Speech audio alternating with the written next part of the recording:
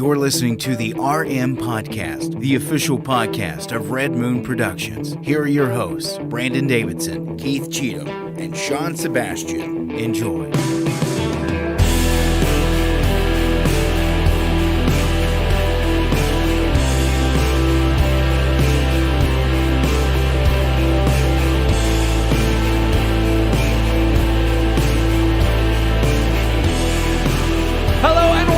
To another episode of the Red Moon Podcast, live every single Tuesday night, right here on all your favorite social media networks, and the audio version available on Thursdays at midnight. Like, share, subscribe. We appreciate all the love. I am one of your hosts, Brandon Davidson, alongside our normal new host, Sean Sebastian, and Hey! Whoa!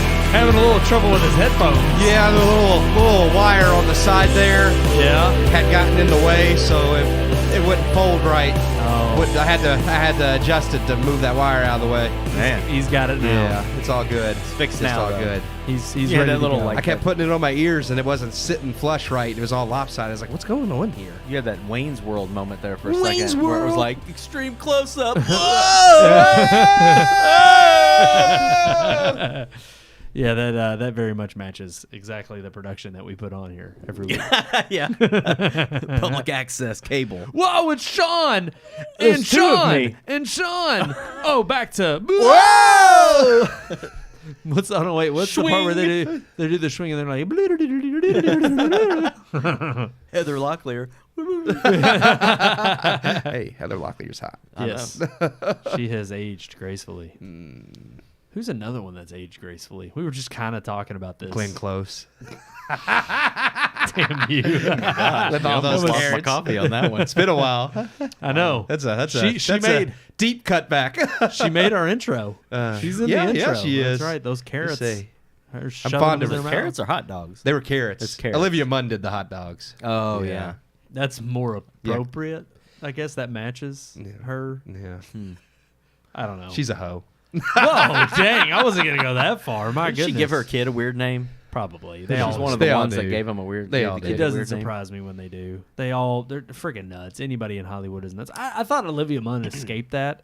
She dated No. Aaron Rodgers for a while. For a little bit. That's probably where he went crazy at. It well, all I went don't down know. from it. Well, after her, He just seemed Shailene look, Woodley probably. If she didn't do it, Shailene Woodley did it. Woodley, Shailene Woodley. Is it Woodley? I thought it was Woodley. I don't think it's Woodley. It's Woodley. But they were together for quite a while. They were engaged, and then I don't think it didn't pan out. And he was with Danica Patrick. Man, dude's a Yeah. lucky dog. Yeah. My gosh, just with all of them. Somehow or another, he woke up though. Who? But that's what I'm Aaron saying. No, he ain't woke up. He's a dummy. I don't know. There's things like he The gets on my vax nerves. thing, Conspiracy wise, yeah, but he's kind of. Let me say Only when it he's- comes to the vaccine. Like everything else, he's very much still kind of. I don't know. He's pretentious still, but there are things that let me put it. He's a healthy skeptic. yeah. I would say That's that. the positive Yeah. way I can put it. Yeah. I'm not saying he doesn't go off sometimes and he doesn't aggravate me. Like I'm glad he's a Jet Yeah. now, even Oh, though he's he a hadn't drama played there queen. for. Once you're a he's Jet, a you're drama always a king. Jet. that is a problem. I mean, he hasn't gone to any of their mandatory, which I mean, he never has. Exactly. It's just like That's where it upsets me is Yeah. when he gets into that like I'm better than Yeah. that. Like that does tick me off. But as far as like he was on, I'll listen to a little bit of him on the Tucker Carlson stuff. Oh, he was yeah? on there, Yeah. and I mean he's a learned guy, no doubt yeah. about it. But look, anytime someone on the left is going to attack someone else for having an opposite opinion, I'm immediately going to be like, I'm gonna. Oh yeah, no. I'm gonna listen to him. hear He about does, I wanna there's hear him definitely out. tons of things he said that I agree with. I just know there's tons of things he's also said I don't agree with. So I don't know. Yeah, most of his stuff that I don't agree with happens to do with his character and attitude towards sports and like the NFL. I think he's just, I don't know. Again, he's got a big head about himself, no doubt about it. He's got an ego. Yeah. But I don't know how we got on Aaron Rodgers. Oh well. Hey, It was Glenn Close's fault. yeah, she started it. Yeah, went from her to Olivia Munn to Aaron Rodgers. Yep. Yep. We just 6 degrees of Aaron Rodgers. There it is. Kevin Bacon. Glenn Close. I miss Glenn Close. What has she done recently? Nothing. She's Done been that- out of the She's spotlight. done that commercial for Tina Fey. That's it. Oh yeah, she's like Yeah, riding that on was the terrible. horse. Yeah. Tina Fey. Talk about another one that just She didn't age well. they just tried to force her too long. I mean, They throughout did. the Mean Girls phase and like with SNL. I mean, look, I always thought she was she was genuinely funny, but like her and Amy Poehler, like I thought they were good. They could be, but I thought they again, like so many in Hollywood, they go off and they make a big name of themselves, and then after a while, it's just like they're all in a big bubble together. And Tina Fey's problem was she did 30 Rock with Alec Baldwin, and I think they just rubbed off on each other in all the worst ways. And then she got shot by him. Can you believe that? Yeah. He just goes around with a gun everywhere. That's pretty much that's what he's known for now. He just shoots people. Like that's why they couldn't get him in Beetlejuice too. And they knew he would shoot somebody. Yeah, we got a lot of good news to talk about Somebody tonight. would be recently deceased. I don't know. Yeah, that was a random tangent. I don't know how we got on any of that. That's the best openings we have is the ones that don't make any sense. That is true. All of the sense. That's right. The Sixth Sense. Okay. No, we're done with talking about that. We talked about The Watchers last week. Terrible movie. Don't go see that. We saw a slightly better one this week. We didn't go see the big one I on would the say block. it was more than slightly better. Oh, yeah. No, true. In comparison, absolutely. Yeah. It just they'll hear our opinions soon. We did not go review Inside Out 2. We didn't. We are going to give you our opinions once we do see it. Yeah. It crushed the box office beyond expectations even. Yeah. Definitely a surprise. I would say it is a surprise hit. Yeah. Only because of the streak of failures that Pixar has had. I knew it would be big because it's Inside Out. I didn't think it would be quite this big. And then I also didn't trust that even if it was bigger than most of the releases, like the aspect of would it be woke? Would it even be good? And reports are it's not woke and that it's not bad. Like, I don't know. I'm not going to say it's good. I haven't seen it yet. But I've heard a lot of people say it's not as good as the first, but still a good movie. So we'll see. As long as it is better than Finding Dory was as or a Toy sequel Story to 4. Finding Nemo. Oh, yeah. Actually, or Toy Story 4, yeah. If it was, well, I'd want it to be better than Toy Story 4, but even that wasn't terrible. It just was an unneeded, unnecessary film. Yeah. It was a send-off that wasn't needed. That perfectly, the send-off was Toy Story 3. I'm intrigued. But the thing is, it's like people can praise Inside Out 2, and if it deserves it, then more power to it. I don't think this is Disney's comeback, even if it is a good non-woke film. Man, that's our freaking thing. Let's not get into it just yet. Well, I mean, we'll Save get a there. little bit. We'll get there. That's our main headline. We'll get there. We'll get there. But yeah, well, folks, thank you for joining us on That's the Red it. Moon Podcast. Oh, there's more depth than that. I'm just saying, but we'll get there. But no, we ended up reviewing something that's been out for quite a while on Netflix, but has made its rounds and been quite popular. It keeps popping into the #1 spot. Yeah. I think something dethroned it for a little bit, but then it popped back up in there. So That is, of course, Hitman, starring Glenn Powell and I've already forgot. I think it's her name. Ardria Arjona. I think it's Arjona. I got the last name because I had to look up the pronunciation. No, it has that J. It's definitely Yeah, J. Arjona. Yeah. But yeah, I don't know. I'm not sure what the I forget her first name. I think it's I'm Googling Ardria. it. Yeah. No, wait, I'm not connected to your Wi-Fi. my I'm not God. Googling it. Dun. But no, I do think that it. Yeah, we'll get into it. We'll talk about that, of course, after you hear our official review. Our review. But we do have we kind of sneak peek there of our headlines of is Disney back or not? Adria Arjona. Andrea? Adria. Yeah, there you go. Adria. Yeah, I tried to look up a pronunciation of it, and I think I found something, but I never heard her say her own name, and I probably could have dug a little deeper, and I just didn't care. Thank goodness there's somebody named Glenn Powell, because, I mean, you can't really mispronounce that. Heck, even the lead in the movie, I mean, he's based on a real-life character named Gary Johnson. Yeah. I mean, how Like, much? yeah. I mean, that was That's what like was the it? most bland, stereotypical Well, name. that was the Libertarian candidate or the Green Party candidate from like 6 or 7 years ago. yeah. Was it Gary Johnson It was or like Larry Gary Johnson? No, it was Gary Johnson. Gary Johnson, that's right, yeah. Yeah. But Which is funny because, I mean, they're both real people, so. yeah. We also we have our relationship segment. We're going to kind of rewind the clock a little bit. We had Father's Day this past Sunday. We did. Celebrating all the dads All out the there. pappies. Like So Sean. we got He's a pappy. he's a pappy over pappy. there. And we got a special call-in from your sons. Did you? Yeah, they're Yep. they're going to tell us what they've learned from you. That's great. He's like, I want gosh. to see that. Yep. They're going to say, "Hi, Papa." Yeah. And then you're going to be like, have they? I taught you how to go to bed at a certain time. No. Get in bed. He'd probably be weirded out because they've never called you Papa, have they? That'd be weird to you, wouldn't No. it? Yeah. Be like, Yeah.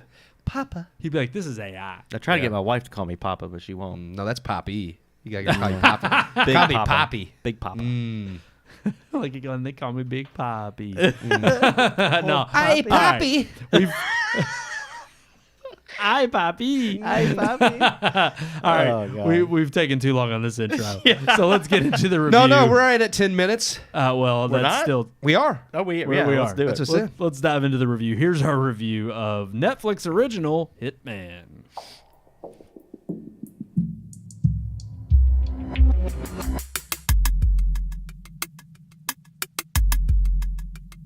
The following is a review by Keith Cheatham. The search for originality continues as the year still offers up franchise film after franchise film. We at Red Moon have made it abundantly clear that not only are we tired of rehashes, but have grown weary of beloved franchises being warped to fit agendas that leave the IPs we love parodies of themselves. That said, this weekend's big release is Inside Out 2, managing to conquer the box office with the biggest opening weekend of the year so far. With some promising word of mouth, we haven't written off the movie entirely, and our thoughts on Inside Out 2 will be forthcoming. But this week we chose a film not burdened by franchises and mega studios with not so hidden agendas that has been generating fantastic word of mouth and buzz on Netflix. Hitman. Loosely based on an article appearing in Texas Monthly back in 2001 about a real-life Houston college professor who held a side job as an undercover mole for the local police department, where he would pose as a hitman to help catch and arrest anyone attempting to place a hit on former lovers, friends, and enemies. Directed by Richard Linklater, director of Dazed and Confused and Boyhood, the film Hitman changes its setting from Texas to New Orleans, and Gary, a humble, unassuming professor, is played by the charismatic Glenn Powell, made up to look as nerdy as possible before his transition to suave undercover hitman. Like most Hollywood films where the nerd becomes the dashing or gorgeous protagonist, Glenn Powell is anything but an unattractive nerd. That said, his performance is as charming and humorous, exactly what you want from a leading man in an action rom-com. Starring opposite him is Adria Arjona as Madison Masters, a woman seeking to hire Gary undercover as Ron to kill her husband. Smitten by Madison, Gary steers her away from the idea of assassination, an incident based on a real-life case that ended with the real Gary helping his client get away from her abusive husband. In reality, the story ends there, but in the case of Linklater's film, it's not but the start of a romance that would lead to murder, cover-ups, and corruption. When I said loosely based on the real life of Gary Johnson, it should be noted that the film is really inspired by the idea of Gary, more so than his real life time as a fake hitman. While a montage of cases play out on film, all based on real cases Gary took, alongside Gary's initial demeanor as presented on film, not much of the movie is based on anything that really happened. The movie even mentions this in the credits, when the real-life Gary is shown, acknowledging him as a teacher, war veteran, Buddhist, and completely uninvolved with any murders. As the credits say, they made that part up. While the movie is meant to be a lighthearted, fun action romance, full of humor and charming banter, I'm more or less okay with it being mostly fictional. As stated, Powell is a solid leading man who is fun to watch. Arjona is likewise charming and seductive and plays a great romantic opposite to Powell's Gary. The film is often predictable and sometimes a tad generic, especially any scenes involving Gary's intended comedic but unfortunately flat co-workers. What I think has drawn audiences to Hitman is that while not the most original plot, it is something different with leads that are both charismatic and draw you in. I was entertained the majority of the time, and Powell and Arjona's chemistry and charm kept me wanting to see where the film would go. Knowing it was at least somewhat inspired by a real person also held my interest. The film would have been solid if not a bit stereotypical. I felt that in the last half hour it completely fell apart. Deciding to not highlight any of the real cases Gary took on, including many high-profile cases involving politicians and a case in 1986 where Gary was shot, the film forgoes the real interesting things Gary did, to create a romance that never happened and then make Gary complicit in murders that never happened. By the film's end, Gary becomes a full-blown criminal and killer who gets the girl and lives happily ever after. No justice is done, and while those killed were not nice people, nothing in the film justified their death, nor Gary and Madison's getting off scot-free. Compared to films like Baby Driver, where the protagonist serves his time for his misdeeds and gets a happy ending once released, I would have felt more comfortable with Hitman's end if the same had happened. Add in the fact it's all made up anyway, and I can't fathom why Linklater would have taken a charming, likable, charismatic character you're rooting for the entire time and make him a killer, as if his actions are morally justified. Ultimately, I enjoyed the majority of Hitman, but with some minor issues scattered throughout leading to a major issue at the climax, I can recommend it for at least a watch, but I'm left unsatisfied overall. I give Hitman 2.5 out of 4 stars. All right, there you go. 2.5 out of 4 stars Yeah. for Hitman. Well, we can go around the table real quick. Keith, we know what you gave it because that was your review. But Yeah. Sean, what did you give it? I gave it 2. I'm on the same boat. I'm in the same boat as you. 2 out of 4 stars. Yeah, there's so much about this movie that went right. And then I agree with your review completely. I think I just ended up being a little bit more critical of it, which is why I knocked off that other half star of the climax being where it fell apart. Yep. Did not really enjoy how it came together, especially when you realize, it was all completely just made up for. And trust me, I get the whole Linklater trying to be cheeky with, Gary Johnson was a made-up hitman, so we kind of made up a story about him and something that we think he would even kind of be entertained by and like, well, Gary's dead, and we don't know if his family approved of this or not. Yeah. But ultimately, even if they did, I don't think it served a greater story or thematic arc by the film's end. Like you said in, the review, it catered too much to, I think, some immoral behavior being, pretty much excused and okay with. And I just was like, okay, I don't like this movie ending on a cheery note when you're just like, these people are terrible. Yeah. Well, I'm not. You're ending it as if I should be happy for them. They and I'm weren't not. initially terrible. That's what ticked me off is they were both good people at the beginning, and it's like you wanted them to have a happy ending, and then they do terrible things. And I'm like, well, now y'all are worse than the people that... You could argue that he was a good person at the beginning. I mean, his first encounter with her is she's hiring him to kill her husband. True. So she was obviously having those thoughts before she met him. That's true. But yeah, you take a good, upstanding person, a teacher, and someone who's trying to work with the police and catch bad guys and do good. I mean, almost like crime fighting. And then you turn him into the guy that he's pretending to be. And it's weird because for this movie to have gotten so much right in terms of, Glenn Powell does a great job. I mean, his acting, this is by far the best acting I've seen of him in terms of a breadth of, range for any one actor that, we see now thrown at us from Hollywood, whether it's an Austin Butler or a Miles Teller or a Timothy Chalamet. And I know Chalamet's probably had a wider range as well, but this is one where I've seen him now and I'm like, he's got some acting chops, no doubt. But it's interesting because the way the film even throws you into this kind of unbelievable notion that he's like a nerdy guy. That's one thing I don't think the movie does get right. It's Glenn freaking Powell. It's like he's a handsome dude. You can't throw some glasses on him and put some hair Crocs in his face. with socks and all like, that. No, and now he's suddenly a nerdy dude. Yeah. Nah, it doesn't play off. But there is the one thing at the very beginning when they do the first hit.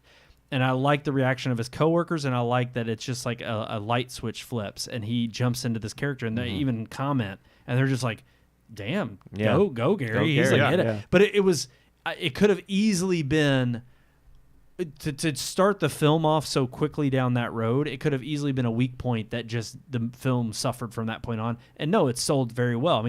None of my problems with the film are Linklater's direction. I think he tells an incredible story. The story he's telling is done well from start to finish. It kept me intrigued the whole time. I wanted to see how it all played out. I just was not enthralled by the end, and I ultimately felt it lackluster for something that would be typically a repeat viewing. What about you all? I agree completely. That's like the last 25 minutes or 20 minutes of the movie was what ruined it for me. Like it went from a 3 to potentially 3.5 star movie down to 2 because of the ending. I'm just like, it's like you said, the moral aspect of it, taking, and we talked about it tonight, and you mentioned it in your review, a similar movie of Baby Driver, where even at the end, the kid is a good guy. He's in with a bad crowd, but that's he's committed crime. He has to take responsibility for what he's contributed to the crimes, and he does. And it still ends on a happy ending. It's like he did his time.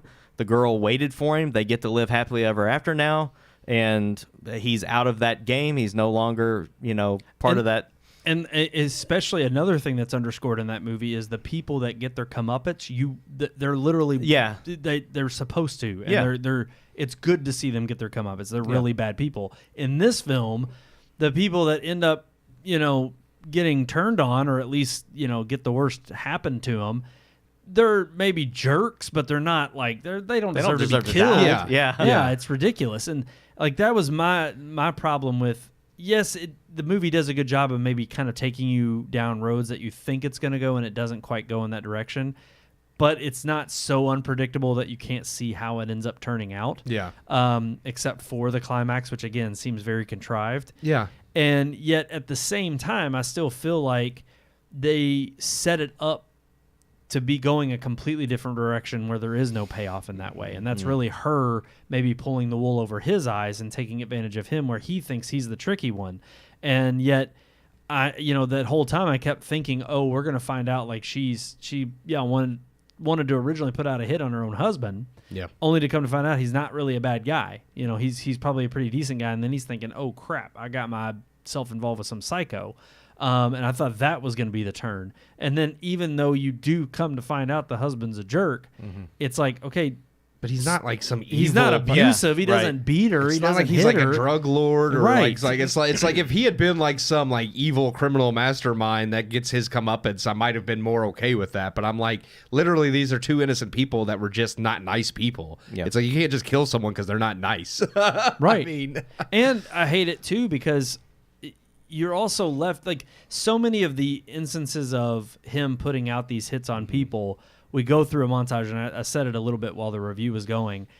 It's very, look, I'm not going to call the movie woke, but there's a definite stereotype of people that they're hinting at with each of these hits, and to entice you to believe that a certain kind of person is willing to go to this extent. Yeah. And that's where I was just like, you could have been more fair-handed at all the different types of people that would be considered, oh wow, because that's where I'm just like, there were a lot of right-leaning stereotypes where I was like, okay, this is clearly planted in there to make it just seem like, well, of course these people would do this. They're backwoods people. I will say it takes place in Houston, Texas. Yeah. So I do feel like some of the people that are represented in the movie are probably the majority of Texas. Yeah, but it's funny because if you look at Houston and Austin, actually, I would say the bigger cities. The in real Texas story was in Houston, Texas. This movie took place in New Orleans. Yeah, that's right. Oh, yeah, you're right. Yeah, yep. They switched the locations for the movie, so yeah, they do fit for Texas. For New Orleans, down in the bayou. Yeah. Well, you got the one woman with her boat, but even then, I thought.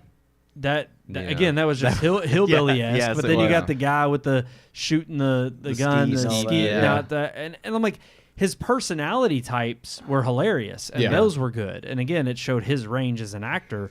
But I felt like a lot of the people they chose, it was like, okay, you're not being diverse enough here. It's very pointed as to who you're trying to draw a direct line of what you're poking fun at. And the weird thing to me, because like reading because I sent you all the actual article that the movie's based on from 2001, and reading through that, like he actually had some high profile cases. There was like a politician's wife that enlisted him, and then there was also like a case where he got shot, and I'm like, none of that's. I'm like, that stuff sounded interesting to me, and they don't get to anything like that in the movie. Instead, they go with this made up plot with this like murder cover-up that never happened, and I'm like, this is kind of weird where you actually have interesting parts of a real story you could have adapted, but instead you were just like, let's just make up something goofy. I'm just so sick of this continual, it's like a base. We just talked about the Ungentlemanly Warfare. We also reviewed that, and both of these movies start out with based, and I'm just tired of that. I'm tired of this trope of like based on true events. Kind of, sort of, wink, wink. And then it just like it gives them liberty to just completely fabricate like 90% of it. Yeah. And I'm like, this movie, well, it does at the end. It shows you pictures of him. But I'm just like, just because you throw up some Polaroids of the guy and be like, he was real, see? And he was a nice guy. He didn't kill anybody. Right.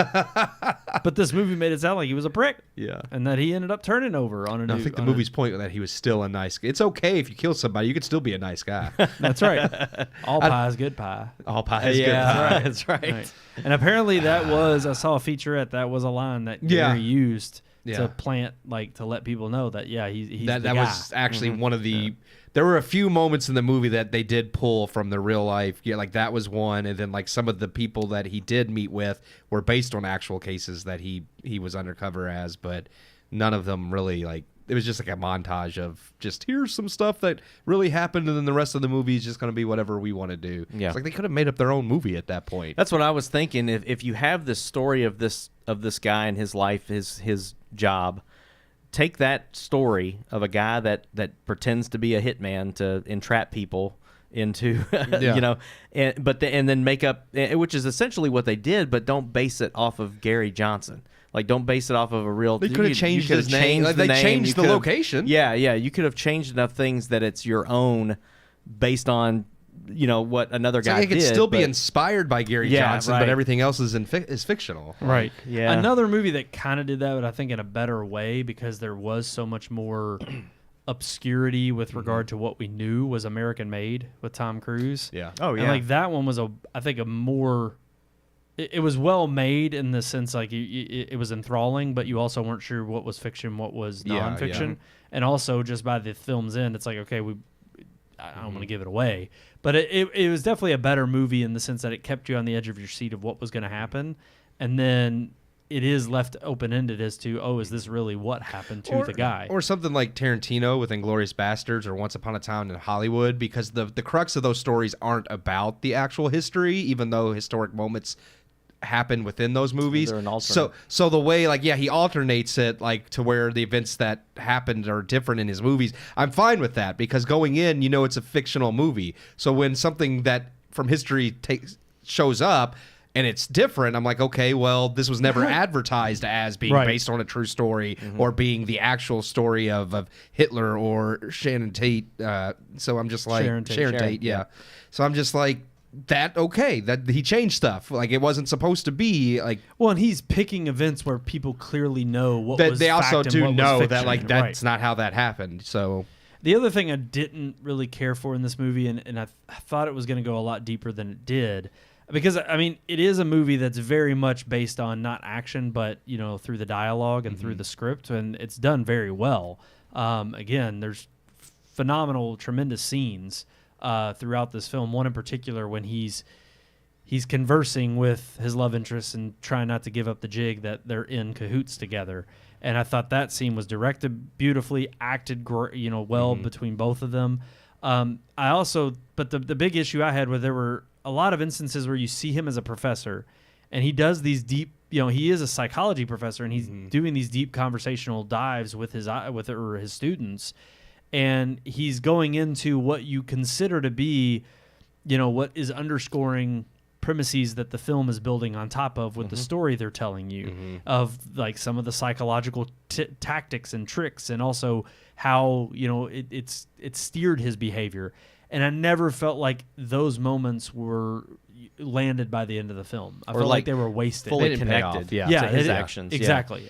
I could see where they were trying to, I think, connect themes with those classes, but it never pays off because the movie, it doesn't, like, I don't know if it was an attempt at justifying his actions at the end of the movie, but it doesn't work because you can't. I kind of compare it to what The Watchers was doing when it was explaining the rules of their society or how they could go out.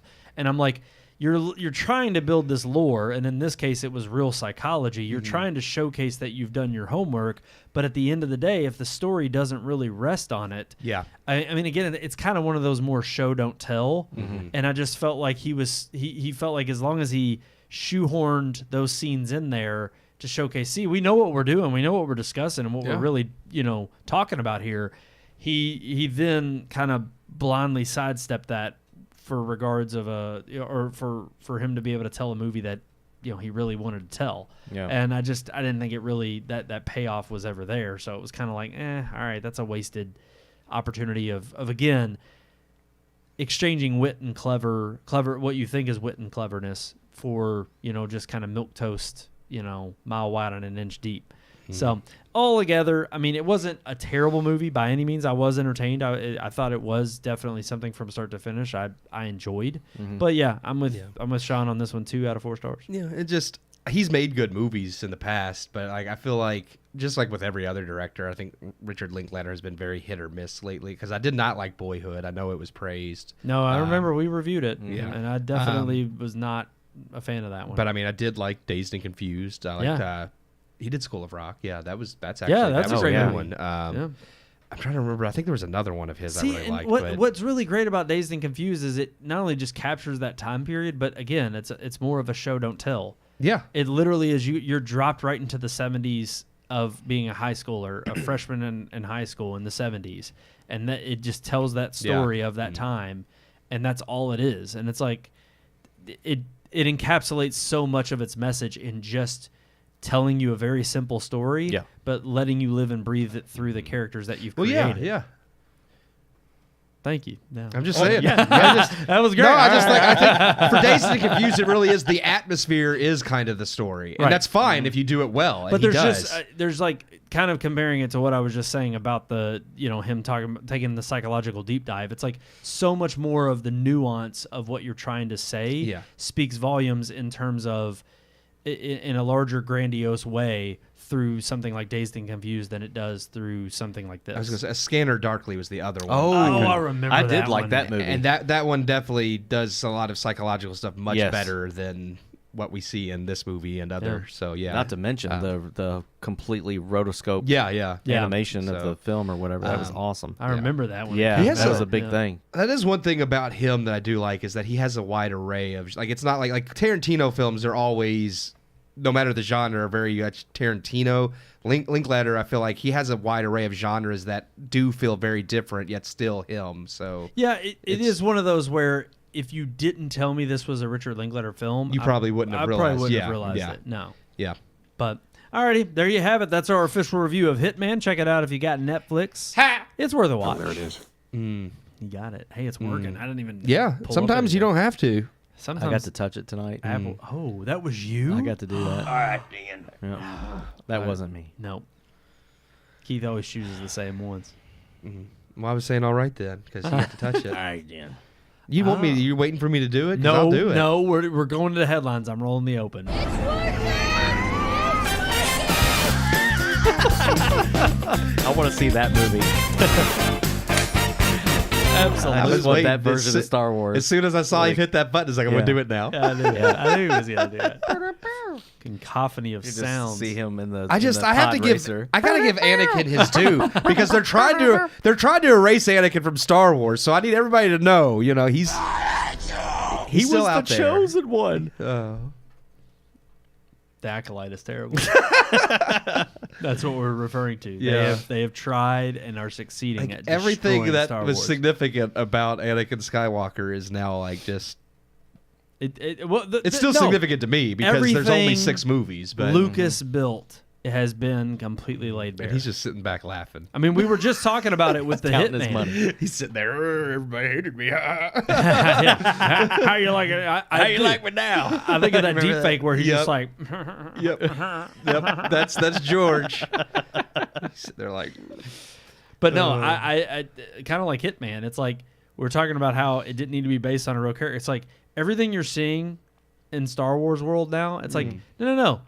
If you would have made this an original IP with completely different character names and none of the lore from Star Wars, nobody would watch this crap. Yeah. And yet you're using the name of Star Wars to just completely bury that franchise. And look, Zack it's done. Snyder's Rebel Moon looks better than the clips of Acolyte I've seen, and I'm just like, this is terrible.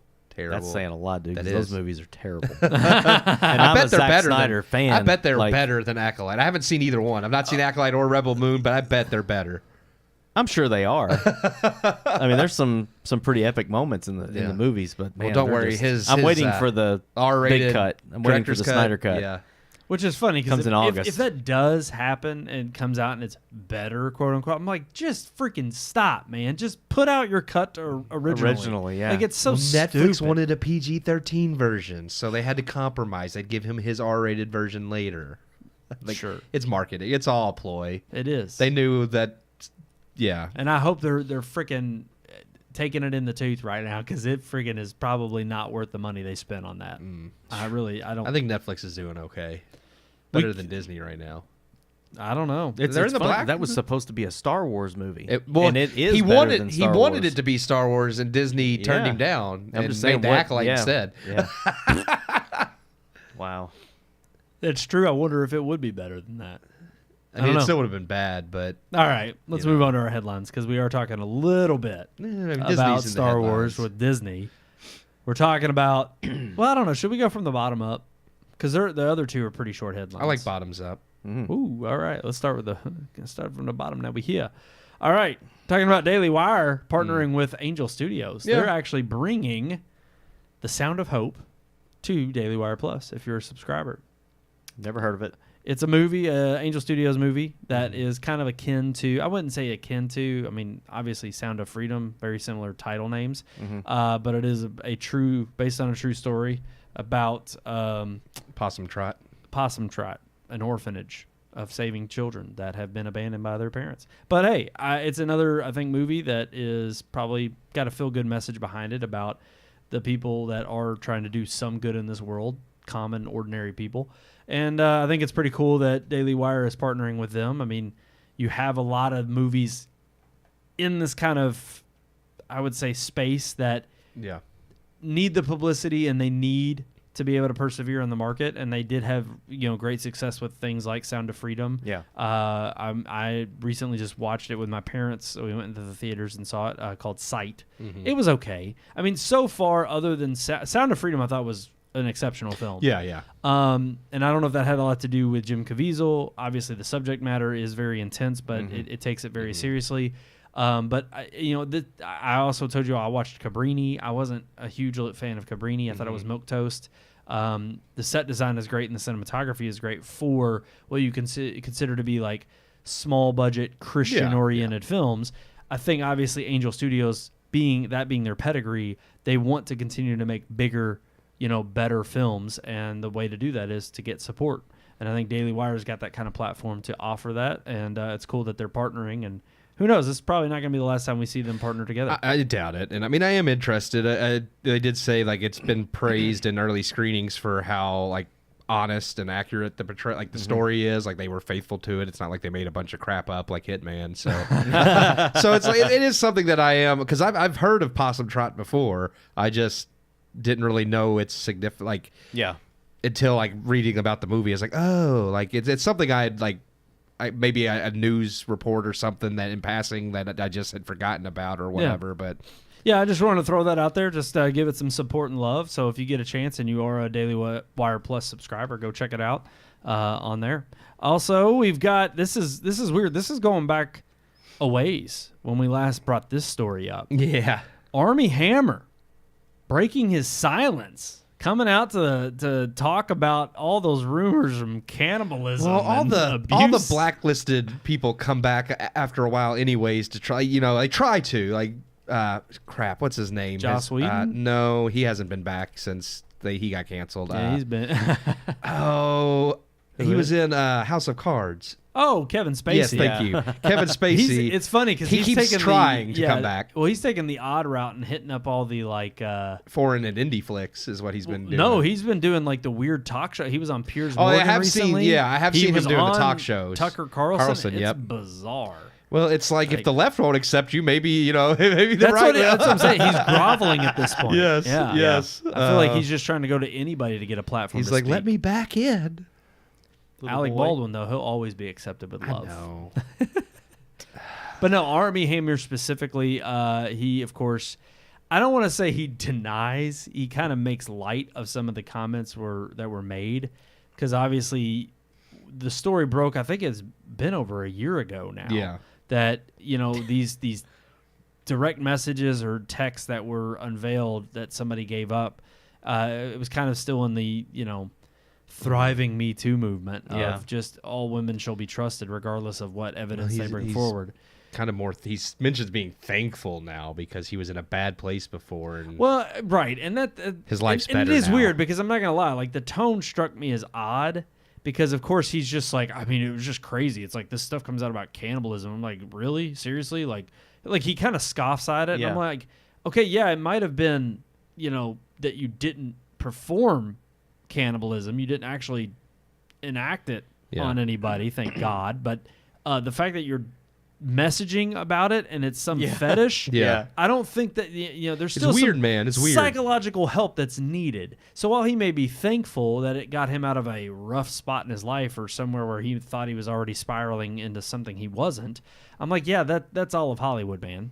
Like, come on. I don't know. It felt a little bit. He still seems like he's kind of full of himself, and still living in that world of I'm known and I'm a celebrity. Well, he's writing a screenplay now because he said his career's nowhere right now, but he's doing his own thing in his own sandbox, and he's writing a screenplay. So He's it's gonna like, do some stupid like Broadway show, like called Metamorphosis, where he's naked on stage or something, and it's just like I want him to do like missionaries that go to the Amazon and get eaten by cannibals. that would be funny. something That'd be like funny. that. Actually, just to troll all of this. if he made a movie where he was a cannibal, that would be hilarious. Yeah. Honestly, Just that- I find the should do whole that. I find the messaging thing just so ridiculous because I mean I can honestly say I'm not gonna say the things that I've said before, but I've told you guys, like I've joked around and said things that I would do probably to you guys, just joking. It's have I ever done those things to you? no. But No. here's the thing. And it's like I I'm think just that like You also weren't what people romantically, say, but you weren't romantically texting Amelia telling her it's like I'd like to eat your liver. Like No, it's- that's not I mean- romantic. You're not like I yeah. get that, but it's like was just saying you're so hot I'd like to eat you up. Like, does that mean I'm a cannibal? That's not No. what he said. I No, know he didn't, mentioned, but like, I'm- actual, I know, like, but I'm yeah. just saying like what people say in private. Oh, I know. Doesn't necessarily I agree. mean There that's, is sometimes you where say you might stuff that you don't. I'm not saying that the wall wasn't breached here in terms of breaking private conversations, but I do think that some of what was unveiled is not. Again, I'll be. He's weird. Yeah. I'm right there with you in the sense that okay, Maybe he did mean it as a joke. We don't know. no, I look clearly. Again, the way he's defending himself Yeah. now, talking about it, you would think anybody who was caught in that scenario, if it was a joke, Yeah. you would not only been sincere, but like I said, You would stress that. You would stress like Yeah. this was not to be taken seriously, but Yeah. also like here's where I was at this time. This is Yeah. even if it's a BS kind of statement. Yeah. And look, I'm the first one to admit, like with this cancel culture stuff, usually it's better to just double down because look, it ain't going away. If you apologize, they're still going to cancel Actually, you. to me, harder. that is if I knew it was a joke I made, I would double down and make the joke again. And if people hated me for it, I'd be like, That's why I'm like, yeah, it'd be if- like a Norm Macdonald situation. It's Right. like, no, you just go harder because it's a joke. Right. It's like if you're getting upset over it, then you're stupid. Yeah. Like him. That's what I'm. Yeah, exactly. Him being so nonchalant about, like, come on, really? You think like He I'm said, a you cannibal? know what you have to do to be a cannibal? You have to eat people. Like, no, duh, Army. It's in the definition. Yeah. And that's where it's like it's just a little disingenuous to the point of like Yeah. you really do want to do this. Like that's what I'm thinking the whole time I'm reading this. I'm like, you really are a weirdo.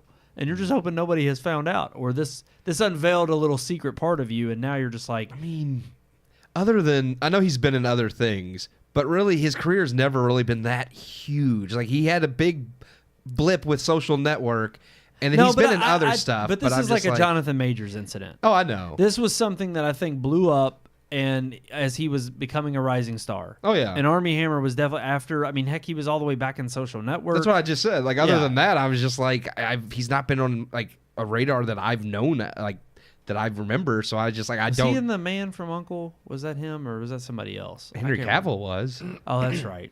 No, it wasn't Armie Hammer. He was in some other stuff. He has been, but that's what I'm saying. Nothing I care about. So he's just one of those things where I'm like, I'm not saying he's not a celebrity. I'm just saying he's not somebody that I imagined to be as big as they tried to make him out to be. Oh, But- Call Me by Your Name. That was Oh, yeah. because The- that was the one Timothy and that's Chalamet put what I him on the see. map. Yeah. Oh, he was in The Man from U.N.C.L.E. I was Okay, right. he was with He was with in Cavill, Lone, yeah. Lone Okay. Ranger, Death on the Nile. Yeah, see, he was in nothing but garbage. Yeah, I mean, it's All it's garbage. Very clearly Social like, Network. Did you That was say that good. one Yeah, we already? said that. Yeah, that's the only one that was good. Yeah. but it's like we clearly like he was in these. He was being, I think, propped up as one of those. Oh yeah, up-and-coming yeah. A-listers. They wanted him to be. Yeah, I mean, but yet then this broke, and of course, it set back his career. And it's like so many in Hollywood. I don't know when to take them seriously, and if they are being genuine, because most of the time I think they're so full of crap anyway, and they only know that world, so they either try to put on the face that they think most people in the public again, they're good at play. They're good at acting. They're good at trying to fool you. And I just felt like this was one of those scenarios where, as I was reading this, I'm like, he didn't take this seriously. And it isn't even the route of going double down. It just felt like a weird in the middle route. I mean, much in the same way Kevin Spacey is acting. It kind of felt like, to me, it was kind of this, like, because he knows people are tired of Hollywood. It was just like, yeah, I was in a horrible place. Hollywood was bad, but now I'm much better off that they blacklisted me because they were bad, but I want to get back in. Right. That's always it. Yeah. It's like, it's the only world I've ever known.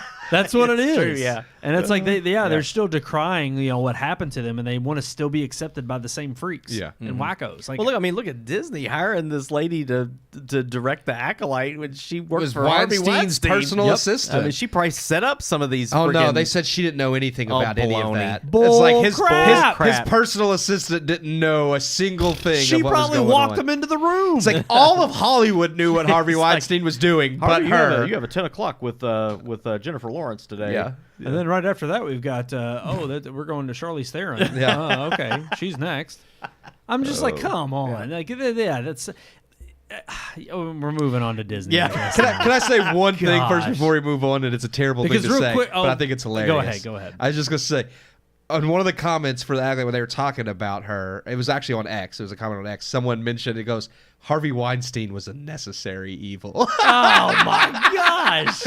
It's like because he kept them in check. Wow. It's like they locked up Harvey Weinstein so that they could all be free to Justify it. do yeah. whatever they Yep. want to do. Justify that evil. Mhm. Yeah. I mean, and honestly, I thought it was hilarious. it made me think of, what was it? The docuseries that just came out about the kids at Nickelodeon. Oh, yeah. What was it called? All Quiet on Set. Yeah. And it was the same thing as like the what's his name leaving from Nickelodeon, being ousted and going, and Disney freaking hired him, Yeah. and they knew he was a convicted sex offender at Yeah. that point, Yeah. like child molester. I'm Yeah. like, come on, man, like, Yep. don't tell me that these freaking people don't all run. They in made the same up circles. stories about him. Okay. Yeah. He's got I don't know why you're so harsh on all these innocent people. Well, let's talk about Disney. Yeah, let's because do the it. big winner on the block this week was Inside Out 2, busting $155 million. Yeah. Highest of the year, highest since Barbie of last I year. think they said it had the second highest animated film opening. Yes. Which is impressive as well. And it was only behind Toy Story 4. Which is sad. That's why crazy. Is Toy Story 4? Well, I understand why Toy Story 4 is the highest, because at the time no one had reason to believe it would be what it was. But raking in over $300 million when you combine domestic and worldwide. Yeah, it was I mean, huge. just insane. Obviously, it's exactly what Disney needed. no doubt. And that really is the question at hand now: is does this put them on the trajectory of saying, "Hey, look, it's all been, it's not all been for naught. We're finding our way again. We've got our footing back." I think this was a calculated move. I think with it not being woke, as the reports say, I don't know yet, but with the idea of it's not woke, it's actually a decent fit. I think this was where Disney was like, this is a known IP. We're doing poorly. They're not backing up from their agenda, but I think they took that calculated measure to say, let's do this one semi-right and not try to shoehorn crap into it because we know it'll push audiences of the first one away. We'll do this good so that people will see that we've not lost our way. We're still Disney. And then we'll still shoehorn crap into The Acolyte and to Marvel and to the next Disney film, because I don't believe that all their animated films are going to be squeaky clean and good to go after just after this one. I'm in the same boat. I kind of feel like this was a test to see, if people will come back. And it's kind of like, if this is, I don't necessarily want to say that they won't start doing this more. But from what I've read about the film, it's very heartfelt. It has some good messaging, and it isn't woke, like you said. I'm seeing that a lot on X from people that have gone and seen it. I kind of feel like maybe it could be one of those things where they're testing the waters, see, well, is this still what people want? And if it does well, which it has done compared to everything else that they've put out, maybe they'll continue that, not with, I don't know, maybe not with new stuff, but if they're going to continue with sequels upon sequels upon sequels, maybe they'll. That's the one kind of trick it had up its sleeve. I mean, it being Inside Out 2, it is a direct sequel to another huge Pixar film that released like 7-8 years ago. One of their biggest movies that they've ever made, really. But I mean, they even talk about and compare it to Finding Dory when it came out, and at the time that one was the next big huge release. Yeah. And granted, it was because Finding Nemo was huge. And Yeah. again, this was the tale for so long with Pixar. In every release that came out, it was always the next one's bigger. I mean, this one even trounced. I don't want to say trounced, but it beat Frozen 2's premiere. Yeah. Which is just crazy because Frozen was monumental. It was, and that was to bolster Disney animation, not even Pixar. Yeah. But I still don't believe that this one movie is enough. I mean, look, we had 2 huge releases last year from Pixar that both flopped. Lightyear and Strange Worlds? Or no, Elemental. Strange Worlds was the Disney animation. Yeah. Elemental was the Elemental was other Pixar. one, and both of those flopped. And of course, they're touting this as being a COVID trend that everybody got used to seeing these on Disney Plus and go straight to streaming. And I'm like, look, you could have only played that line for so long, and now they're saying this is a movie that got people back to the theaters. I'm like, no, this was one that people were hoping. And I mean, because even my own sister-in-law, she just simply said, she was like, I just can't trust anything they put out. Yep. I That's why we don't didn't go know. see it. Yeah. And so it is kind of like you're waiting for others to kind of dip their toe in the water to see if they get that woke vibe. You're from waiting it or for the not. word of mouth to see if it's actually safe for the kids. And like I said, that's fine that this one is. I'm happy that it is. I'm glad that they're not tarnishing what was the first Inside Out. But to me, does this signify a change in Disney? Not yet. And I don't think it necessarily, like you were saying, yeah, they can maybe if they see how well it's done and they learn their lesson, but I don't think they're in a place where they're willing to learn that lesson yet. I think Star Wars is clear proof of that. Yeah, absolutely. True, but it's weird because I think maybe this is part of their, and I'm not saying this is a good tactic. Maybe it's just a neutral tactic they're trying. Because the one baffling thing about Lightyear last year was because when the lesbian kiss released, or when it leaked, like a week leading up to the premiere, it killed that film. Yeah. And they didn't want to admit that, so they danced around it and kind of came up with other reasons why it did poorly. And I'm like, no, you took an established franchise of Toy Story, did a spin-off of Lightyear to try to create a story around him. One, again, you could argue if it was even needed or if people were even interested in it to begin with. But also then you shoehorn these politics into it. And I think this was the first true Pixar movie that is a direct sequel to not only a beloved one, but something that is far more reminiscent of a time before Pixar and Disney jumped into the bed of politics. It feels like Pixar. Like all the movies Pixar has been releasing do not feel like Pixar movies. I don't know. I haven't seen it yet. I can That's say true. I That's mean, true. I really haven't don't know. seen it yet either. But I mean, based on what I've seen, it's like I think people had. It's something more people expect of Pixar compared to Lightyear, Elemental. Did they do Luca. Turning Red or was Turning that Star Red. Wars? They didn't do Turning Red. Okay, that was just That was Disney just Actually, animation. was Turning Red Disney Yeah, I don't animation? think that was a Pixar movie. I thought it was. I thought Luca. Now Luca, I've heard is pretty good, but I haven't seen what was it. the other one that came? It was Luca was good, but it tiptoed on two boys being in a and that's more than a friends and that- relationship. I would say that's the unfortunate Yeah. thing is anymore you don't know what path they're going to take or what they're trying to. Because honestly, the last Pixar movie that I Turning Red was Pixar. it was It was? Pixar. Okay, Yeah. that's what I thought. Dang, man. Because they That's tried terrible. to re-release it last year, or was it early this year? To They released bolster their Soul, Turning Red. There was all the ones that were released to streaming. They tried to give and Elemental. They tried to give re-releases at theatrical to boost. But I mean, I don't think anyone. The only went other anywhere. Pixar movie that I think released in recent memory that was a big enough hit was Encanto. Encanto was decent. That was just Disney animation. Oh, that was Disney animation. Yeah, That yeah. wasn't Oh, Pixar. and that one Okay. was good. I mean, Yeah.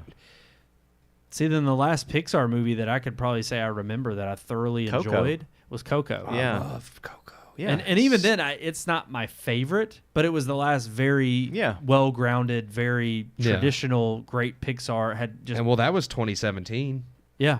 So So it was a while ago. because after Coco was Incredibles 2, which was milquetoast. Yep. Toy Story 4, Onward. I liked Onward. Onward was great. I liked Onward. It was a hidden gem. I'd say Onward was a- the last one I actually about that liked. one being Pixar also. Because after Onward, it was Soul, which I didn't care for. Nope, didn't care for Luca, that. which I haven't seen. Turning Red, Lightyear, Elemental, and then so pretty much everything after Onward has been. So, and I really do think this. I don't. Obviously, no. The question is Disney saved? No, they're not. Nope. They've got a lot. They have a long road ahead of them. Yes, they do. And the only thing I can think that saved them in this regard was because it was already on a previously based IP that not only did tremendously well, but is a story that I think they themselves are thinking, all right, we can't stray too far from what we already put out there for people. And some of the story, what I was reading, Because heaven forbid you actually stick to some tradition here. Mm-hmm. I mean, come on. I was reading a lot of this story came from ideas for the first movie anyways. So like the director because Pete Docter directed the first, but he is now the head of Pixar and doesn't really direct. So the guy who directed this one had created the story treatment and storyboards where he came up with 27 emotions, and they picked from those emotions which emotions they thought would be the core emotions for the first movie. So then they went back to those 27 emotions and said, well, now in this period of Riley's life, which of these emotions would like come forth and this and that? And I was like, okay, so I get now, like knowing that, how maybe this movie came about and is better than I perceived it, because it does have a root in something from the first one and isn't just solely, oh, well, let's do a feel-good movie about anxiety and this and that and how, it's okay to feel all your emotion. Like if the movie teaches the lesson that, yes, it's normal to feel anxiety, but you can't let that control you. You overcome negative emotions, then I would say, yes, that's a good movie. I haven't seen it. Now, if it's one of those things where it's just like, well, your emotions are who you are, so it's okay to just act on them. It's like, no, that's not good. Like you do there are negative emotions that as a person that's in charge of their well-being, you do have to learn to adapt and not act on those. And based on at least what we know of the story so far, with it based around Riley and her puberty, it's kind of like that's the time you learn to control your emotions. You learn to put them in check, and so it'll be interesting to see and how they explore that. I agree. We kind of took the foot off the pedal a little bit, and we're like, yeah, we're gonna wait around and see, because I ain't gonna lie, like leading into the release week, by Wednesday, not hearing of anything too skeptical, I was like, by this time, a week out from Lightyear, we already knew what was going on. Yeah. And I feel like things would have leaked because, again, parents are very particular about wanting to know that stuff before they take their kids to go see it. And I think the fact that there was no buzz around, and look, that is a good thing for Disney, and I think that's exactly what Bob Iger wants. That's what he's hoping for, being back in the CEO chair, and so many of the other upper echelon who probably have been trying to wade in the waters of, oh my gosh, like we're going through one of the worst periods of Disney right now, and we don't enjoy or like any of all this, politicking crap that we've been involved in. Yeah. And it would be nice to go back to a return to norm.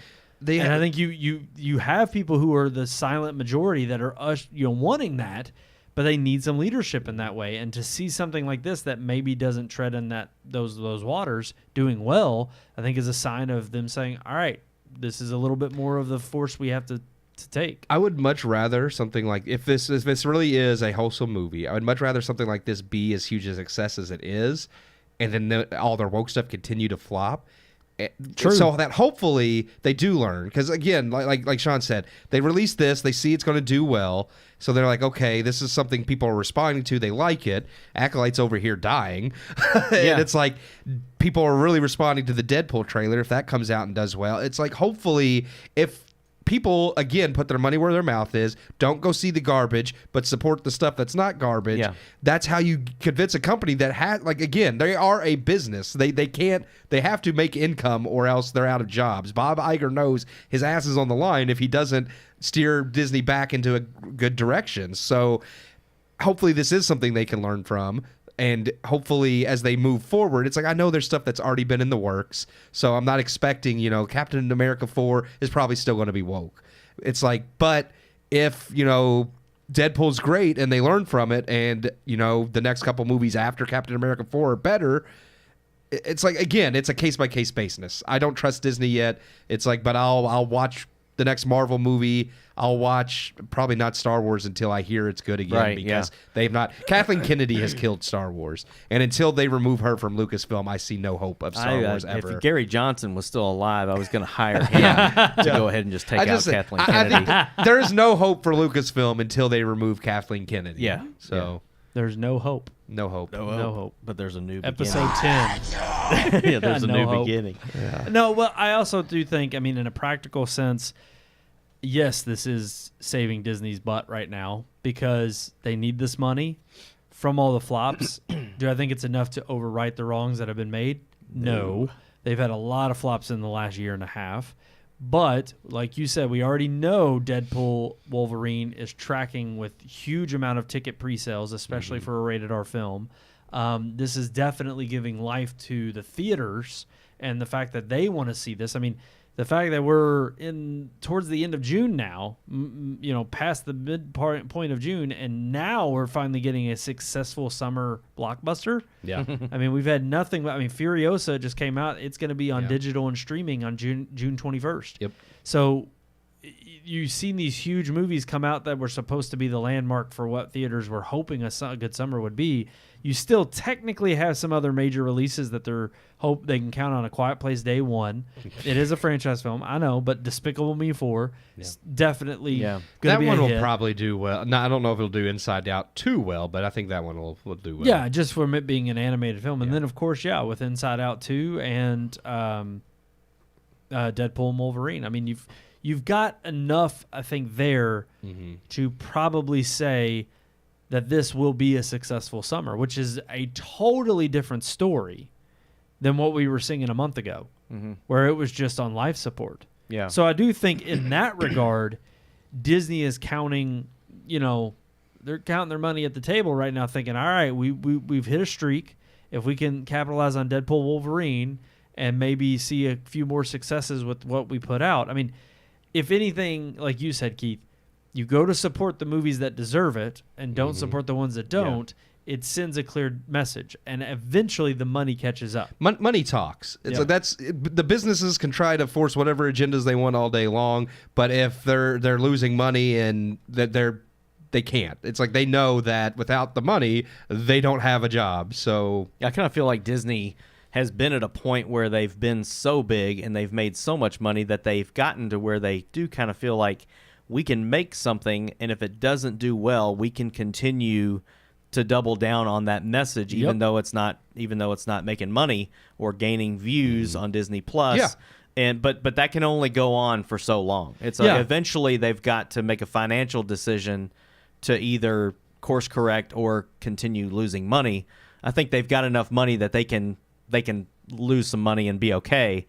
But once it gets to the point not where indefinitely, once it gets to the point where it's starting to hurt. And I mean, to go back to the Kathleen Kennedy point, I mean, look, you can cut the head off a Hydra, but it'll grow 3 more. Yeah. And I'm sorry, but we've talked about it endlessly on this show.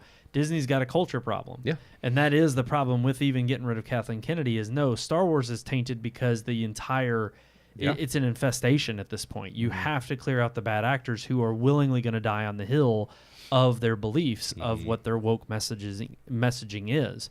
And I think if you have at least something like Inside Out 2 that's been able to find its way through one of the institutions at Disney with Pixar, and it being able to survive without being beat over the head by those culture crusaders. The next big thing is like, okay, but what are you going to do to weed these people out to get them out of your it's not even just about getting rid of them as much as it is to say that, hey, you are not this company and what you represent isn't. You may be impassioned by this, but guess what? We have way bigger fish to fry for this brand to maintain its course of providing entertainment for all of these audiences, not just your particular message, because every time we put your message in a film or in a show, it flops and nobody tunes into it and they're turned off by it. It is. It's about who reins the people in because, Pete Docter's the head of Pixar, Jennifer Lee's the head of Disney Animation, Kevin Feige's the head of Marvel. Once upon a time, all 3 of those people were amazing creators. Kevin Feige spearheaded the Infinity Saga. Pete Docter has made some of the best Pixar films. Jennifer Lee has made some of the best Disney animated films. So what happened was they got power, they bent the knee, they were garbage. It's like if somebody reins them in, like Ike Perlmutter at Marvel, who kept Kevin Feige in check until Kevin Feige threw a fit and they got rid of Ike Perlmutter because his agenda didn't align with Kevin Feige. So it's like, well, we'll keep Feige. He's the Infinity War guy that's making us money, and we agree. We don't like Ike Perlmutter, so get him out of here and put Kevin Feige in charge of it all. And then it went to crap. Well, to kind of tie in one of the comments that we've received on Facebook, with all of these, Disney flops, and with them, if they do continue on the trend that they're on, I think it does open up opportunities for smaller studios and smaller animation studios to receive some love. And Nathan, talks about Angel Studios and how the Wingfeather Saga and Young David are both exceptional creations. And I have seen the trailer for Young David, which the animation looks great. I haven't seen it, but I know there's even there's a Christian game studio that's coming out with an actual. I've actually seen. Yeah, that. it's like it's rough, but it's in its early stages though, right? And it's but they're wanting to make a game. I think it's based on David and it's like a RPG too. And you go around and gather. I mean, it's literally open you're world playing and stuff. like Assassin's Creed. It looks kind of cool. But it's I think it does. It opens a window for these smaller studios to get their content out there, and people get sick of the big studio. They're gonna go somewhere, and that's where Daily Wire Kids and all of that. If that actually ever takes off, which I'm still I'm subscribed to it, but I'm not. We don't watch it because there's just nothing for us on there. But I think eventually, if they continue to build and make partnerships with Angel Studios and things like that, I think it could become an actual rival. Right now, they're nowhere near rivaling something like Disney or Nickelodeon or anybody like that. And that's the weird part. But again, it can happen. Yeah, right. And you have to. There has to be someone who's willing to put up the offensive and who's willing to fill in the gaps that these big corporations in Hollywood, these big companies have literally left, either tainted the water or they've left certain things unfulfilled. I mean, it's crazy to think that, you go back as far as, and I know if Nathan is listening and Keith, they'll both lambast me for this, but it was a major studio that put out The Prince of Egypt. And it has, they were not ashamed at all about, having biblical stories or even things. I think of, I'm not a huge fan of Noah. I know you like the spectacle and whatnot, Sean, but the movie? The movie. Oh yeah, I wasn't a huge fan of that, but again, that was never based on biblical Noah. That was based on a graphic novel. Yeah, based from the Book of Enoch, which is not even apocrypha. That's it's not. Yeah, it's not a biblical. It's a Dead Sea Scroll. So, but then you also have things like Risen or that was a good one. Yeah, but there have been mainstream movies that you can always tell when they're trying to cater to a certain crowd, and it seems almost like they're what's the word I'm looking for? It's kind of a backhanded, compliment. I'm going to think of the word later. But they're pandering. They're pandering to you, and that's not good content. Even I would argue some stuff that Angel Studios has put out. I felt like honestly Cabrini was pandering because I was like, oh, you're a Christian studio, but you're putting out this I Am Woman message, and it was just a way to stay relevant within something that is popular today, but then put a Christian twist on it. And I'm not saying her story is not important or it wasn't worth telling. I just felt like they catered too much to a modern message rather than just the story being worthwhile and worth telling, just like we criticized Hitman for. And that's a secular movie that we criticize for not being true to the narrative. Yeah. And I think this is always going to be the dynamic that is what's shaky about when you're going up against major corporations like Disney or Paramount or Universal. But we've seen that they've been in trouble, whether it be streaming mishaps or how they're navigating the waters of all of this content being out there. And I think that, above all else, is the problem. It is penetrating the market and getting in there and making your stand. But what's interesting is that's kind of where I see Daily Wire Plus or Angel Studios or others having an edge on the competition, is because they are telling stories that people do want to hear, but that need is not being fulfilled. There are places now that, I mean, this is kind of the big controversy, not really controversy, but the big story of The Chosen. And I say it's controversial because people can sit there and critique it based on whether it is biblically true Right. or whether they think it's, worthwhile in telling. And there's a lot of fans of The Chosen. But ultimately, you can't say it isn't successful. It's definitely successful because it's telling a story. It's literally a series about the life of Jesus. We've had film for over 100 years, and you're telling me we haven't had a proper series, like television series, on the story of the life of Jesus, like the biggest cultural figure in all of human history? Part of the draw to that show, too, is the crowdfunding. Is how it's absolutely. funded by an audience. Right. I think that's something that people are interested in. It's like, I can have a piece of that. I can have a part of that. And it's putting your money where your mouth is. Right. It's showcasing through an actual like monetary way of, we want this. And I think that is what is, if anything, that's kind of the unspoken story of the success of streaming. Is it is a la carte, entertainment, and you get to pick and choose. And at the end of the day, I know these big studios they're having their way because they're trying to wrap their head around how do we monetize it but create new content that we want people to consume. And it's like, well, one, there's already tons of it out there, but if so much of it is just like the other, it's like, what differentiates you? And also, what need is not being met and fulfilled? And it really will take some waking up from these bigger companies to realize that. And I think that's where you're seeing some of the success that Inside Out 2 is having, is people were willing to take a chance. It thankfully, so far from what we've heard of word of mouth, didn't go the woke route. And I think you're going to continue to see it being at the top of the box office if that's the case. And then, like you said, Keith, it's only if they're willing to be smart enough to read the tea leaves and think, okay, we got to double down on this and do more of it. But I really do think there is a necessity and a need, and I think independent films and shows are definitely going to make their way, especially with streaming services, and there's just way easier ways to get direct to the consumer nowadays, that it's making those avenues for creators on an independent scale to reach their audience.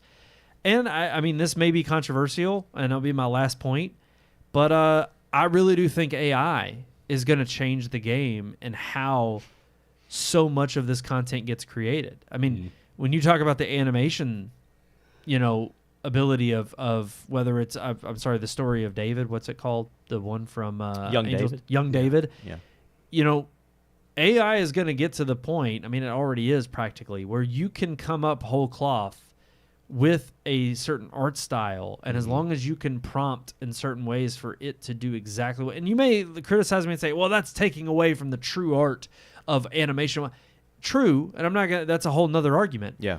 But it's going to create a huge boom of independent artistry, and all it takes is one person who's creative enough with it and to tell a good enough story that it latches on social media and just blows up and spreads like wildfire, and then ends up becoming something that's a runaway hit that everybody tries to mimic. I mean, this is what this is the story of Hollywood in when they have independent artists that land on the scene and they make something that just latches onto the culture, and all of a sudden it spreads like wildfire, and next thing you know, we've got 12 or 15 iterations of the same thing coming out because they all want to imitate the same secret sauce. So I do think AI is going to play a big part of it. Again, I think so much of moving beyond where we are at in Hollywood nowadays is content overload. We have so much of it. It's how do you penetrate the market? How do you differentiate yourself? And unfortunately, in the days of woke Hollywood, they are not going to touch anything like what we're interested in as far as our faith and our own personal beliefs, because that is so far removed from what they believe. And they can't even pretend like that's the stories they want to tell. And that's disappointing, because ultimately, again, it goes back to Hollywood being part of a bubble and them not allowing to ever burst that bubble and get a breath of fresh air, and they're going to suffocate to death. And it'll be a slow, agonizing pain, because they do have a lot of resources and a lot of, years and legacy built up. But it takes these little studios that are trying to get more and more popular until one day you're realizing, oh wait, that big studio that made that movie, they're not on the West Coast anymore. Mm-hmm. They're not out there in Hollywood. They're in Georgia. They're in Tennessee. They're in Texas. They're in Kentucky. They're all over the map because it can be made anywhere. So with that being the case, Disney's got a long road ahead. Yep. We'll be following it. All right. I think we're ready to move on to our final segment of the night, our relationship segment. Let's get into it. Let me tell you about the birds and the bees and the flowers and the trees and the moon up above and a thing called love. I didn't do it. What? I didn't do it. I knew you were waiting on it. Yeah. And I didn't do it. I prepare myself. Like I go ahead and just get ready for the. Yeah. And a thing called love. Just like that. That. Yeah. Yeah. I got it out there. All right. Keith's already played it. I did. I Don't hit that. play it again. I hate you, please. Twice. Do it. First time was warranted. I've hit it 3 times so far this show. Daggone it. Too many. I revealed He's gonna what take our... them off there one day. I would be so I sad. am. I'm going Be to. so sad. Just to... It's And it'll never be it's used gonna be again. a proverbial spanking. I think you should trick him. You should label it that, but then make it something else. Is that better? Oh, yeah. Ooh, that'll be good. Well, that'd be great. Mislead him. That'd be Yes. funny. Yeah. And then when he's like, "Oh, that's not the right thing," I'm gonna be like, "No, what are you talking about?" And then we can gaslight him. That's what I heard. I don't know what you're talking about. I heard that. You just go along with it. I'll Yeah. start hitting that I one. already brought up our topic. Our topic for relationships this week is, and Keith, you brought this up. Good on you. I like it. Lessons you've learned from your father. From your father. Your father. It's a very good topic. I learned that from my father. Yep. Share the load. There you Share go. the load. Share the load. Can't do it on your own. Mm. That's right. Mm. Need a good dad. I did learn to work hard for the things you want in life. That's definitely a lesson. Like my dad's a workhorse, like, and he helps everybody. So Yeah. Same. that's definitely a lesson I've learned from him, is that if you want something, you have to work for it. And Yeah. that doesn't necessarily mean, like, yes, you have to work your job, make money, earn money, spend money. But I mean, it's like, if I want something done in my yard, like if I want a deck, I'm not just like, yeah, I mean, you can hire people, I guess, which costs even more money. But If you're not good at building decks, then hire somebody. hire somebody. Right. But it's one of those things where it's just like, if there's If something you're- you want, if you're handy, and you're then go willing for it. to, Yeah. work for It's it. funny. I think Yeah. our dads probably most for the most part grew up in the same time period. Yeah. Yeah. And so I feel like that's a common thing, because I would even say, even Nathan's watching right now, I would imagine his dad's probably, I've watched some of his sermons and stuff on Facebook. Yeah. I know he's a hard preacher, so I know he works, he takes Yeah. it seriously, and I can imagine all of our dads are probably very similar in that regard, that they Yeah. believe in Yeah, hard absolutely. work. Yeah. Absolutely. No doubt. I mean, my dad, absolutely. My work ethic comes from my dad, and watching him. It's weird. It's things that you don't recognize until you get older, and you realize, like, wow, every single day that I would wake up, complain about going to school or doing anything, and it was like my dad would just wake up, go to work, come home, and it was just, it was a constant that I always saw, and didn't realize that value was being instilled in me at the same time. I like you mentioning complaining too, because that's another thing. It's like not just work for it, but like my dad never complained. Yeah. Yeah. Never, like, Same. about stuff. No. You're right, especially when it came to that. It was his responsibility and his duty. And Or it maybe was- he complained to my mom about things, but they that's- didn't complain. that's what Like I he didn't. wonder, Like yeah. he didn't complain like in I've front of never- us. Like I've never asked my mom, did Dad come home from work sore and just complain? Yeah. And Right. I was like, I remember my dad working all day and coming home and still throwing a ball with me, or still Yeah. wrestling with me, or playing guns out in the backyard, Or or fixing taking me the toilet. fishing, or something. or, Yeah, or doing something absolutely. at the house that needs Yeah. to be worked on, fixing the I car. remember him going to work every day and then coming home and finishing our basement when he went through that ordeal. And it was just like, he did all of that at work, then he came home and worked more. Yeah. Yeah. And it was just Yeah. like, but I never, I didn't pay attention to it when I was a kid, but now that I think about it, I'm just like, yeah, I don't know what that is. Nonstop. Yeah. And my it's weird. dad's retired. He still hasn't stopped Yeah. working. Yeah. No, my dad too. dad's not retired. He's still working, and I don't think he'll ever retire. And and honestly, it's weird because I think part of them is like, it's just, it's in their blood. And also it's like, they know that, I mean, if you don't do and you just sit around, you can age quicker. Yeah. Yeah. But it is funny how, like, I'll just have stuff that pops up around the house, and I'm like, it's my first thought is like, if I'm working on something around here, I'm like, oh, let me, whether it was my washer that gave out back in early January and I was trying to figure out where the leak was coming from, and I called him and he came over, and I'm under the house and he's helping me run faucets up here and check. I had a light switch I was trying to put in and he was helping me wire that up. I mean, it's like he's my go-to, handyman. Saturday, my dad's coming to help me build something. It's like, I know your dad helped you build this table. Yeah, I was going to say, this like, very table that me I and my think dad, if one thing project. our dads have all taught us is, I'm here. Yeah. When you need me, it's like that's what I'm here for. Say my dad not that long ago came and snaked my drains because like I had to I went to run the dishwasher and one of the pipes were clogged and all the water, instead of draining out of the dishwasher, drained into my kitchen floor. Then because I have a basement, it started leaking through the floor into my basement, which is a problem. Granted, my kitchen's over the laundry room. Yeah, that's so lucky. Yeah. Very lucky. But yeah, I had to like go run a bunch of towels and sop everything up so it wouldn't drip through the floor. And he came over and snaked the drain and everything. And I mean, yeah, it's one of those things where that there is a point like happy to do. That's too. part of the role of being a father figure. It's like, at this point I'm an adult. It's like I can do things myself. He's happy to come help, but it's also, I think, a lesson going into like becoming a father, like you are, Sean, is you learn from your dad to be there, and you want your children to know they can rely on you. You want them to stand on their own 2 feet. It's not like he's coming to do it for me. It's weird. It's kind of I don't want to say opposite, but it's like I always remember my mom telling me growing up, she was like, "Oh, you'll always be my baby boy." Yeah.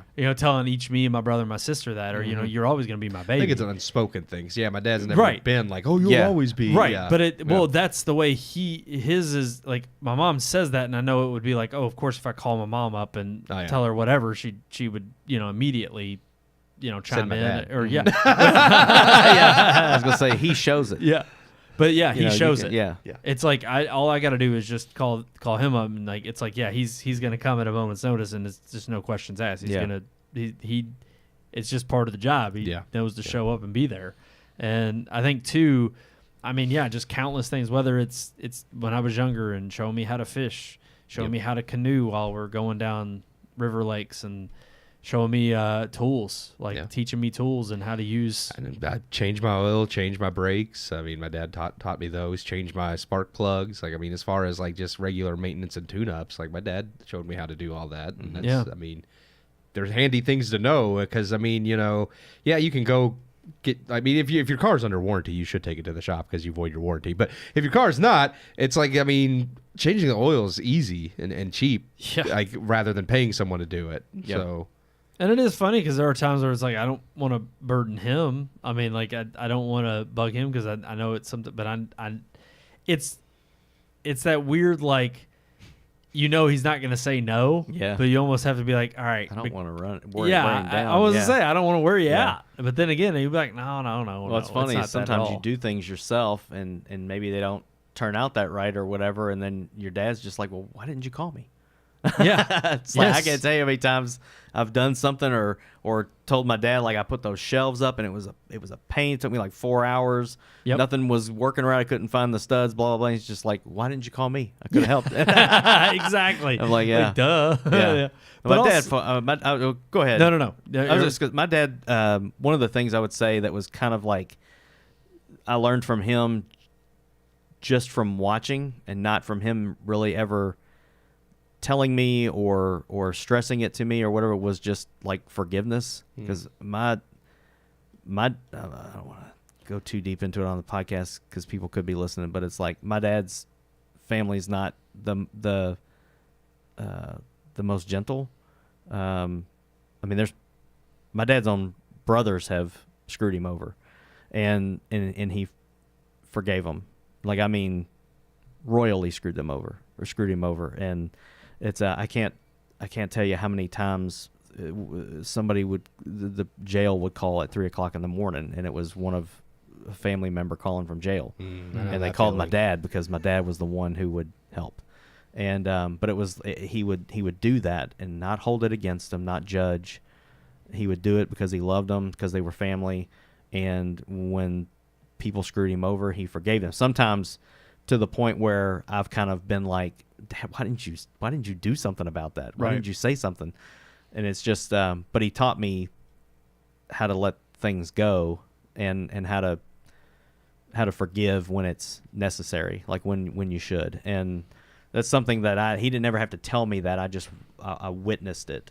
Yeah. And it's something that I still struggle with today, but I try with my own children, with my own family members, with people around me. Like, there's things people do to hurt you, but it's like, man, if you can really find it in your heart to forgive because you've been forgiven, which is why he did it, then it's kind of, like that's a burden that you can get off of your shoulders by doing that. Yeah. And my dad, that's one of the Release. things I'm like, wow, my dad didn't get upset about anything. He doesn't complain like Keith was talking about. And it's like, I think that's one of those reasons that he doesn't do that is because he can just let things go. It's like he can let things go in one ear and out the other. He can, I don't know. It's just one of those things that I've learned from him. That, and, you shake it once, shake it twice, think it 3 times, you're masturbating.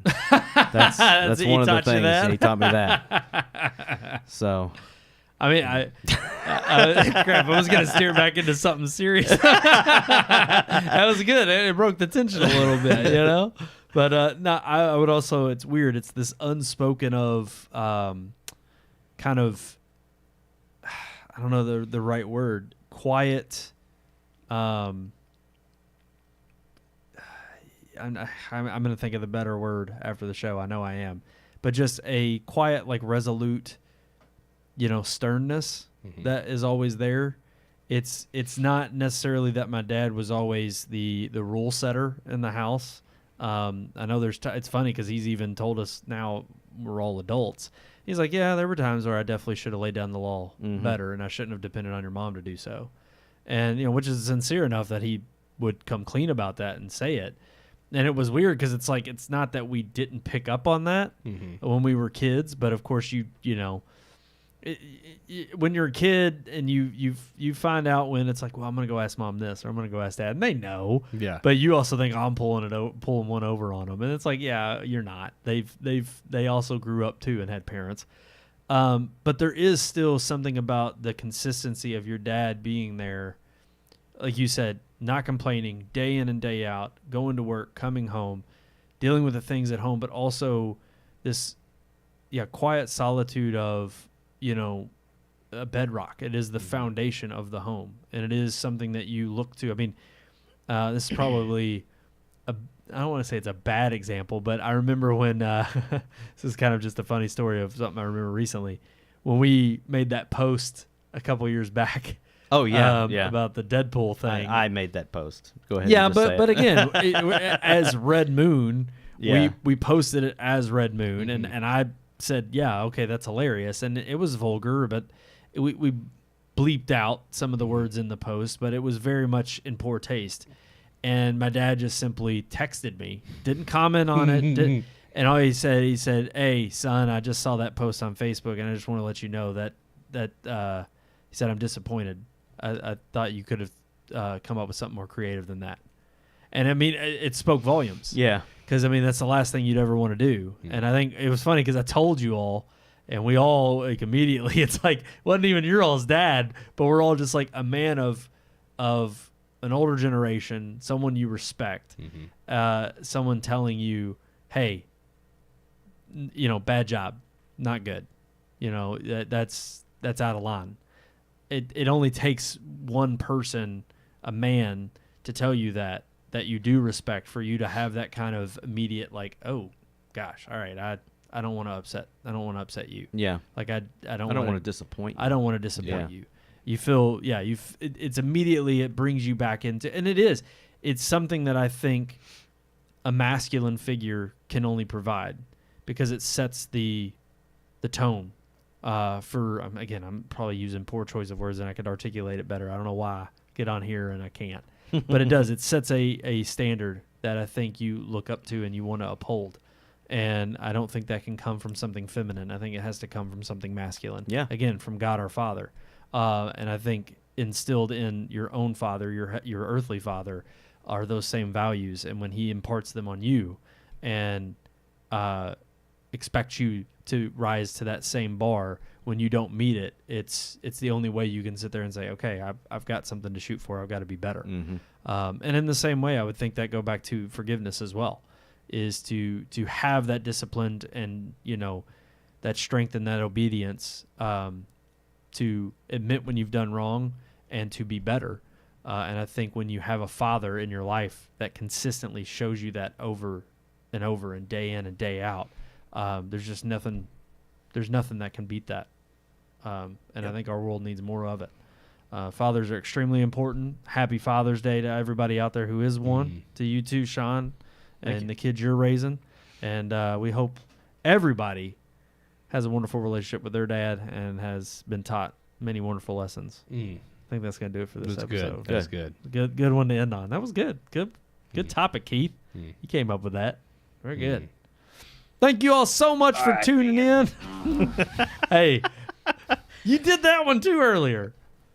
Are you not entertained? There you go. Yeah. That was actually the one I meant to hit was, are you not entertained? All right, so you screwed it up. But I did. I messed up, and I was like, oh, well, that one kind of See, works too. it's like muscle memory. You just go back to the same ones. Alrighty, guys, that's going to do it for this episode of the Red Moon Podcast. At the bottom of your screen, all of our social media accounts right there, or just a few of them. Red Moon Book on Facebook, Red Moon Tweet on X, Red Moon Pics on Instagram, and, of course, search for Red Moon Productions on YouTube and on Rumble, live on both of those platforms every week, and even on X and on Facebook. Not on Instagram. I don't know why. They make you put it in some weird format. Yeah, no one knows with them. Don't know. But Meta's like, share, stupid. subscribe. We appreciate all the love that you give us. Thank you all so much for tuning in. There is that one other old-fashioned way to reach out to us and let us know what you're thinking. What is that, Keith? RMPodcast at redmoonproductions.com. One day you're going to have a kid, and you're going to say that to him, and he's going to remember that. He's going to shiver. Like I do every week. Thank you all so much for tuning in. Until next time, I'm one of your hosts, Brandon Davidson, alongside our normal new host, Sean Sebastian. and For your dad. For my dad, okay, because we share a name, Keith. Cheatham. We share Keith. We hope you enjoyed this week's episode. For more reviews, previous podcast shows, and everything Red Moon, visit our website, redmoonproductions.com. You can also like us on Facebook or follow us on Twitter by searching for Red Moon Productions, LLC. We'll see you at the movies.